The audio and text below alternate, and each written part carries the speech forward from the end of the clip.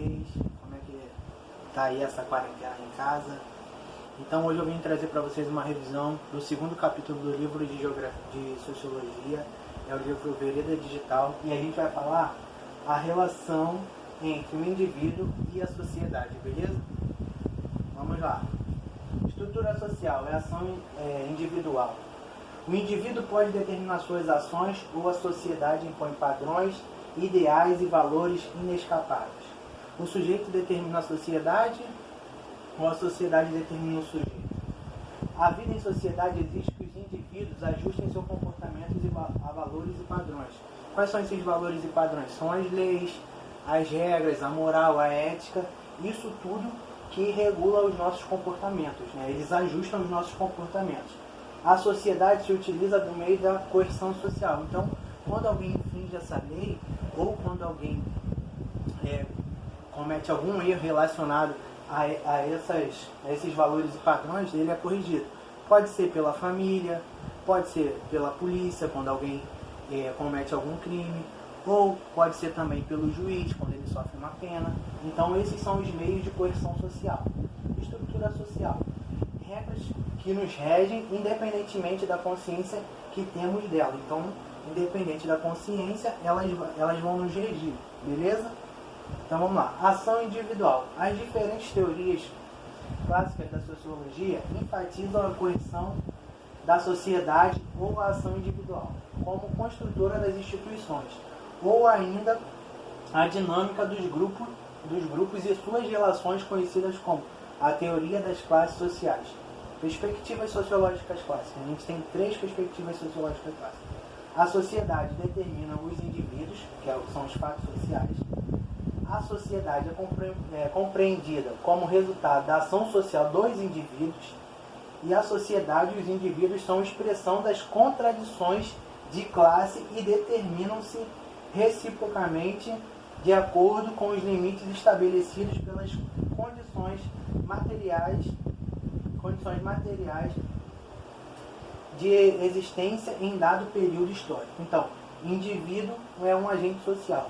A sociedade, estrutura do sistema social, beleza? Vamos lá. A sociedade determina os indivíduos. Essa é a perspectiva clássica de quem? De Hermes e Durkheim, beleza? Então vamos lá. Principais conceitos. Fato social. Conjunto de normas e regras coletivas que orientam e condicionam a ação individual. Elas têm por características serem exteriores aos indivíduos, coercitivos e gerais. Então, são o conjunto de normas e regras que nos orientam, beleza? E nos condicionam. Solidariedade social. Laços que unem os indivíduos à coletividade. Pode ser construídos por meio de semelhanças entre consciências individuais. Solidariedade mecânica, quando a gente gosta da mesma coisa, quando a gente gosta de rock, quando a gente gosta de funk, de pagode, de samba, beleza? Ou pela interdependência entre os indivíduos. Solidariedade mecânica, então é o ambiente familiar que a gente vive, o ambiente da igreja que a gente vive, o ambiente religioso que a gente vive. Então, essa é a solidariedade orgânica. Anomia, ausência ou redução da capacidade do tecido social para regular a conduta dos indivíduos. Podem causar risco à coesão social e levar a sociedade ao fim. Então, quando a gente tem a anomia, a ausência da capacidade do tecido social, a sociedade ela pode estar em risco, ela pode estar chegando ao fim, beleza? Vamos lá. O que é que Max Weber diz? Os indivíduos determinam a sociedade. Principal conceito. Ação social. Ação social tradicional. Motivada por um hábito arraigado a um costume. Então, por exemplo, meu pai tem costume de acordar todo dia 6 horas da manhã e tomar um café e sentar na varanda. Então, isso é uma ação social tradicional. Motivada por um hábito arraigado ou um costume. Beleza? Afetiva. Determina por afetos ou estados emocionais. Então, a ação tradicional afetiva ela é determinada por afetos ou por estados emocionais. A racional orientada a valores, determinada pela crença, consciente de um valor importante para o indivíduo. Então, quando eu acredito em algo importante para mim, entendeu? É a ação social racional orientada a valores, racional orientada a fins, determinada pelo cálculo racional que estabelece fins objetivos e organiza os meios necessários para alcançá-lo. Então, essa ação racional orientada para fins, eu me organizo racionalmente e estabeleço objetivos para mim alcançar essa ação social. A Lei Maria da Penha, que estabelece como crime a agressão contra mulheres, foi criada com base em ação social. As reivindicações e a luta das mulheres por direito que as resguardem da opressão e da violência da sociedade machista podem ser compreendidas como uma ação racional orientada a valores. Beleza? Vamos lá. E Karl Marx, o que ele diz? A sociedade e os indivíduos determinam-se reciprocamente. Beleza? Os principais conceitos. Classe social.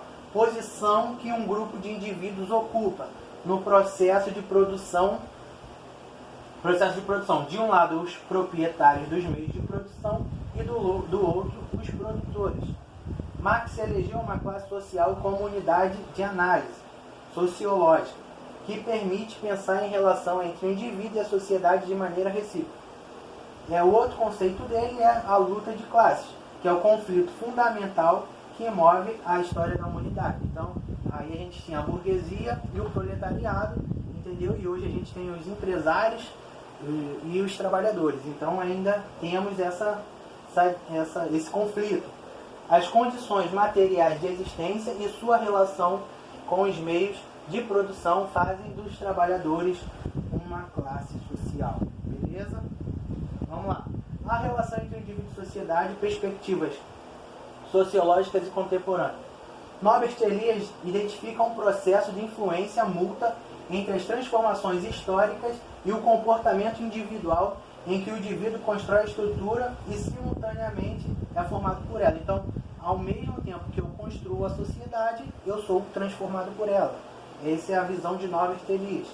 Desenvolveu o conceito de hábitos, compreendido por ele como as formas de agir e pensar que estruturam uma sociedade e expressam a racionalidade de um grupo em um dado percurso histórico. Anthony Giddens considera que a estrutura social não constitui um entrave nem limite para a ação, já que os indivíduos recriam as estruturas mediante a um processo de reflexão sobre a sua própria prática. Então, o que ele está dizendo aqui?